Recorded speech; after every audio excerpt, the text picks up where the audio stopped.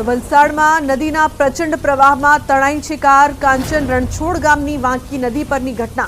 Causeway પરથી પસાર થતા સમયે ચાલક સાથે કાર તણાઈ। સ્થાનિકોએ કાર ચાલકનું રેસ્ક્યુ કર્યું। ટ્રેક્ટરથી કારને પણ બહાર કાઢવાનો પ્રયાસ કરવામાં આવ્યો, જો કે પાણીનો પ્રવાહ વધુ હોવાથી કાર નદીમાં તણાઈ ગઈ હતી। તો કાંચન રણછોડ ગામની વાંકી નદી પરની આ સમગ્ર ઘટના છે, જ્યાં કાર છે તે તણાઈ ગઈ હતી। નદીના પ્રચંડ પ્રવાહમાં કાર તણાઈ હતી, જે બાદ મદદ માટે લોકો પણ પહોંચ્યા હતા। કોઝવેથી પસાર થતા સમયે કાર તણાઈ હતી, તો સ્થાનિકોએ કાર ચાલકનું રેસ્ક્યુ કર્યું, જો કે કાર ચાલકનો આ બાદ બચાવ થયો છે। પાણીના પ્રચંડ પ્રવાહમાં કાર એકદમથી ફસાઈ ગઈ હતી, જે બાદ તે તણાવા લાગી હતી। સદનસીબે ત્યાં લોકો હતા અને તે લોકો તરત જ મદદ માટે પહોંચી ગયા હતા અને કાર ચાલકનું રેસ્ક્યુ કરવામાં આવ્યું હતું। પરંતુ ઉલ્લેખનીય છે કે જો ભયજનક રસ્તા જોવા મળે તો ત્યાંથી પસાર ન થવું જોઈએ। વલસાડની આ સમગ્ર ઘટના છે, જ્યાં કોઝવે પરથી પસાર થતી કાર છે તે ફસાઈ ગઈ હતી, તણાવા લાગી હતી, જે બાદ ત્યાં જે લોકો ઉપસ્થિત હતા તેમણે તેમનો બચાવ કર્યો અને રેસ્ક્યુ કરવામાં આવ્યું। એક્સક્લુઝિવ દ્રશ્યો અત્યારે આપ જોઈ રહ્યા છો વલસાડના કાંચન રણછોડ ગામની નદીના આ દ્રશ્યો છે। નદીના પ્રચંડ પ્રવાહમાં કાર તણાઈ હતી, જે દ્રશ્યો પણ સામે આવ્યા અને લોકો દ્વારા તેને બચાવવામાં પણ આવ્યા। ઉલ્લેખનીય છે કે સતત વરસાદ છે તે વરસી રહ્યો છે અને આ વરસાદની વચ્ચે અહીં કાર ચાલકનું રેસ્ક્યુ કરવામાં આવ્યું, કારણ કે કાર પાણીના પ્રચંડ પ્રવાહમાં ફસાઈ ગઈ હતી અને તે બાદ ત્યાં લોકો પહોંચ્યા અને તમામ લોકોનું રેસ્ક્યુ કરવામાં આવ્યું।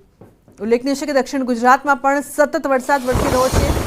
વલસાડના દ્રશ્યો અત્યારે આપ જોયા અને હવે ખેડાની વાત કરીએ। ખેડાના નડિયાદમાં પણ વરસાદ, નીચાણવાળા વિસ્તારોમાં પાણી ભરાયા છે। ખેડા જિલ્લામાં સાર્વત્રિક વરસાદ, નડિયાદ શહેરમાં છેલ્લા 20 મિનિટથી પડી રહ્યો છે મૂસળધાર વરસાદ।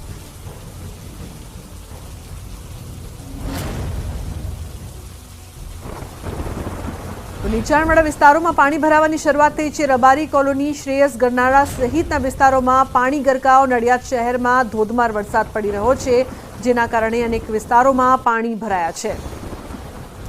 તો નડિયાદમાં ધોધમાર વરસાદ, છેલ્લા અડધા કલાકથી સતત વરસાદ વરસી રહ્યો છે। ઉમંગ જોડાયા છે નડિયાદથી લાઈવ વધુ માહિતી આપવા માટે। ઉમંગ, કેવી પરિસ્થિતિ છે નડિયાદમાં? સતત વરસાદની વચ્ચે નીચાણવાળા વિસ્તારોમાં પાણી પણ ભરાયા છે। બિલકુલ લુબના, સીધા દ્રશ્યો બતાવીશ। આ નડિયાદની રબારી કોલોનીના દ્રશ્યો છે, જ્યાં આગળ તમે જોઈ શકો છો કે ઢીચણસામાં પાણી અત્યારે ભરાઈ ગયા છે। હું જે જગ્યાએ ઉભો છું એ જગ્યાએ અત્યારે એક ઢીચણ જેટલું પાણી છે અને અંદર જો હજુ દૂર જવું તો અંદરની વાત કરવામાં આવે તો અંદર કેરસમાં પાણી ભરાઈ હોવાનું એ પ્રકારે જોવા મળી રહ્યું છે। લુબના વાત તો આ એ રબારી કોલોની વિસ્તાર છે કે જ્યાં આગળ નડિયાદની બાળકોની હોસ્પિટલ હોય, રેડિયોલોજીસ્ટ સેન્ટર હોય, કારણ કે નડિયાદમાં એકમાત્ર રેડિયોલોજીસ્ટ સેન્ટર આવેલું છે। રેડિયોલોજીસ્ટ સેન્ટર હોય, ઓર્થોપેડિક હોસ્પિટલ, આવી અનેક હોસ્પિટલો આ વિસ્તારમાં આવેલી છે। વર્ષોથી આ પાણીની સમસ્યા અહીં આગળ થતી હોય છે, પરંતુ કોઈ પણ પ્રકારના નિકાલ માટેની વ્યવસ્થા કરવામાં આવતી નથી। અત્યારે તમે દ્રશ્યો જે પ્રકારે જોઈ રહ્યા છો કે જે આવનારા જે હોસ્પિટલમાં આવનારા જે લોકો છે તેમને ભારે હાલાકી કરવાનો સામનો વેઠવો પડી રહ્યો છે। બીજી લુમના વાત કરવામાં આવે તો નડિયાદ શહેરની અંદર અત્યાર સુધીમાં 1 ઇંચ જેટલો વરસાદ પડ્યો છે। નડિયાદના શ્રેયસ ગરનાળા વિસ્તાર હોય કે પછી માય મંદિર ગરનાળું હોય, વૈશાલી ગરનાળું હોય, ખોડિયાર ગરનાળા, તમામ ગરનાળા પાણીમાં ગરકાવ થઈ ગયા છે। જો હજુ વધુ વરસાદ પડે છે તો પાણી નીચાણવાળા વિસ્તારોમાં તો છોટાઉદેપુરના પાવી જેતપુર નજીક ડાયવર્ઝન પાણીમાં ધોવાયું। પાણીના પ્રવાહથી મોટું ગાબડું પડ્યું। ભારજ નદી ઉપર 2 કરોડના ખર્ચે બનાવવામાં આવ્યો હતો ડાયવર્ઝન। ભારે વાહનો માટે હાલ ડાયવર્ઝન અવરજવર માટે બંધ કરાયા છે। ભારજ નદી પર બનાવેલા પુલનો એક ભાગ બેસી જતા સ્ટેટ હાઈવે પર ડાયવર્ઝન બનાવવામાં આવ્યું હતું। ડાયવર્ઝનની કામગીરીમાં ધ્યાન ન આપતા 2 કરોડ રૂપિયા પાણીમાં વહી ગયા છે। ત્યારે નદીનો પ્રવાહ વધતા ડાયવર્ઝનમાં ગાબડું પડ્યું છે। સાથે જ જે પ્રકારના દ્રશ્યો પણ સામે આવ્યા, ભારજ નદી પરનું ડાયવર્ઝન ધોવાયો છે, તો પાણીના પ્રવાહથી ડાયવર્ઝનમાં મોટું ગાબડું પડ્યું છે। મહત્વનું છે કે 2 કરોડના ખર્ચે આ ડાયવર્ઝન બનાવવામાં આવ્યો હતો, જેના પર પાણી ફરી વળ્યું છે।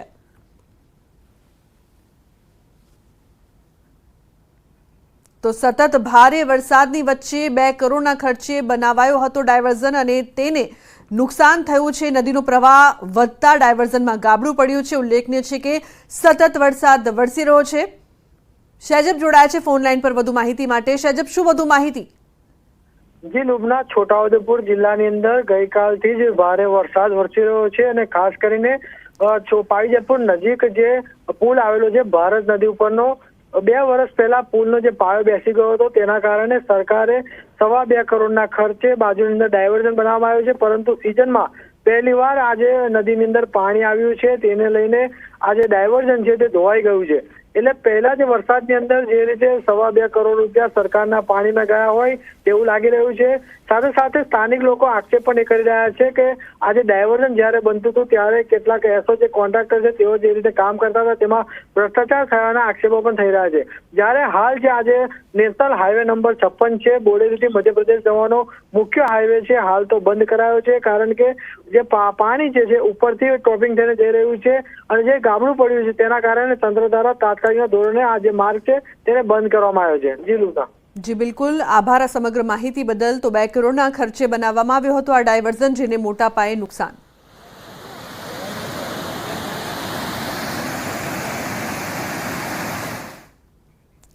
ઉપરવાસમાં ભારે વરસાદ બાદ છોટાઉદેપુરમાં નદીઓમાં સારી આવક થઈ છે અને કેટલીક નદીઓ 2 કાંઠે વહેતી થઈ છે।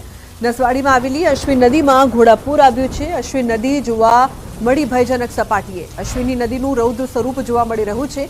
સિઝનમાં ફરી એકવાર નીર આવતા નદી તોફાની બની 2 કાંઠે વહેતી જોવા મળી।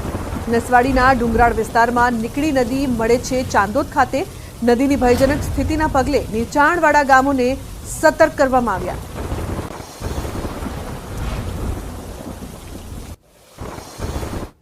વરસાદની બીજા રાઉન્ડની ધમાકેદાર એન્ટ્રી રહી। લાંબા વિરામ બાદ થયેલા વરસાદે અનેક નદીઓ જે છે તેને પૂરની સ્થિતિ સર્જી હોય તે પ્રકારના દ્રશ્યો જે છે તે જોવા મળી રહ્યા છે। આપ જે દ્રશ્ય જોઈ રહ્યા છો તે નસવાડી વિસ્તારમાં આવેલી અશ્વિન નદીના વહેણના દ્રશ્યો છે કે જ્યાં ઘોડાપૂર આવ્યું હોય તે પ્રકારની સ્થિતિ જે છે તે જોવા મળી રહી છે।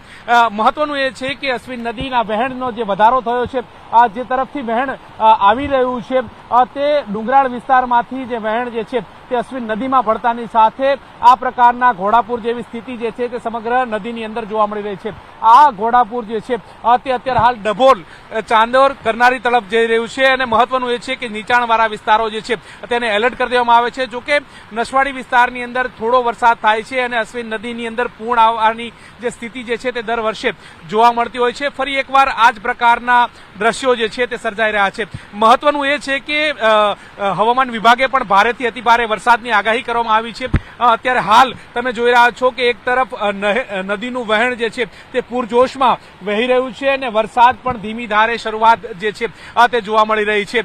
વહેણ જોતાની સરખે લાગી શકે છે કે કેટલા પૂરજોશની અંદર આ જે ઘોડાપૂર આવ્યું હોય તે પ્રકારની સ્થિતિ જે છે તે જોવા મળી રહી છે। મહત્વનું એ પણ છે કે જ્યારે જ્યારે વરસાદ થાય છે ત્યારે આ જ પ્રકારની સ્થિતિ આ વિસ્તારમાં જોવા મળતી હોય છે। અગાઉ પણ જ્યારે વરસાદનો પ્રથમ રાઉન્ડ હતો ત્યારે પણ આ જ નદીની અંદર આ જ પ્રકારનું વહેણ જે છે તે નદીની અંદર જોવા મળ્યું હતું અને ફરી એકવાર આ જ પ્રકારનું વહેણ જે છે તે ગઈકાલે વરસાદ થયો હતો અને ત્યારબાદ આ સમગ્ર પરિસ્થિતિ જે છે તે અશ્વિન નદીની અંદર જોવા મળી રહી છે। જોકે નીચાણવાળા ગામોને પણ એલર્ટ કરવાની નોબત આવી છે। કેમેરા પર્સન પંકજ મકવાણા સાથે ગૌતમ શ્રીમાળી, ન્યૂઝ 18 ગુજરાતી, નસવાડી, છોટાઉદેપુર।